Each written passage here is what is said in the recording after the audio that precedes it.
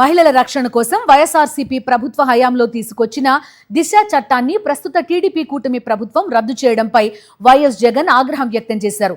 చంద్రబాబు సర్కార్ తీసుకున్న నిర్ణయంపై తీవ్రస్థాయిలో మండిపడ్డారాయన.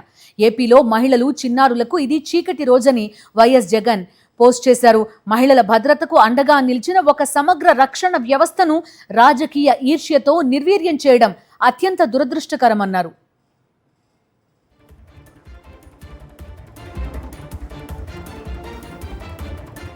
మహిళలు, చిన్నారులపై నేరాలు, దర్యాప్తులో జాప్యం, న్యాయ ప్రక్రియలో ఆలస్యం వంటి సమస్యలకు పరిష్కారంగా వైఎస్ఆర్సీపీ ప్రభుత్వం దిశను తీసుకొచ్చిందన్నారు వైఎస్ జగన్. నేరం జరగకుండా నిరోధించడం నుంచి నేరం జరిగితే వెంటనే స్పందించడం, బాధితులకు రక్షణ, వేగంగా దర్యాప్తు, ఫోరెన్సిక్ ఆధారాల సేకరణ, ఛార్జిషీట్లు, ప్రత్యేక కోర్టుల ద్వారా సత్వర న్యాయం వరకు ఒక సమగ్ర వ్యవస్థ నిర్మించామని ఈ ట్వీట్లో పేర్కొన్నారు వైఎస్ జగన్.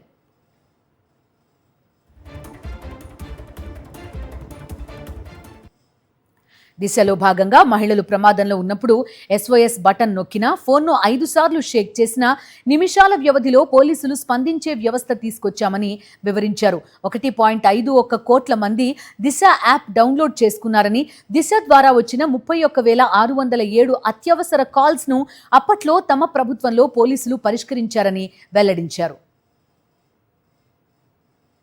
మహిళలకు, చిన్నారులకు గొప్ప భద్రతా సేవలను విజయవంతంగా అందించిన దిశ చట్టాన్ని రద్దు చేయడమేంటని వైఎస్ జగన్ ప్రశ్నించారు. వేగంగా న్యాయం అందించాలనే లక్ష్యాన్ని తప్పుబట్టడం మహిళలకు ఏ సందేశం పంపుతుంది అని నిలదీశారు. మహిళలు, చిన్నారులకు సకాలంలో న్యాయం జరగాలని కోరుకోవడమే ఈ ప్రభుత్వ అభ్యంతరమా అని దుయ్యబట్టారు.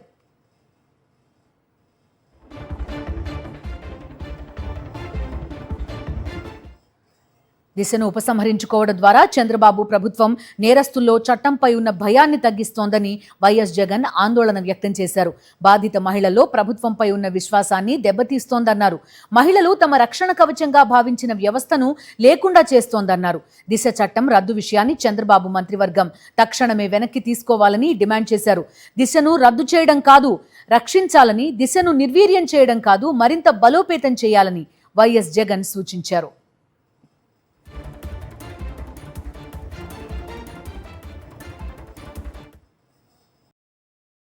మరిన్ని అప్డేట్స్ కోసం ఛానల్ ను సబ్స్క్రైబ్ చేయండి. నోటిఫికేషన్స్ కోసం బెల్ ఐకాన్ పై క్లిక్ చేయండి.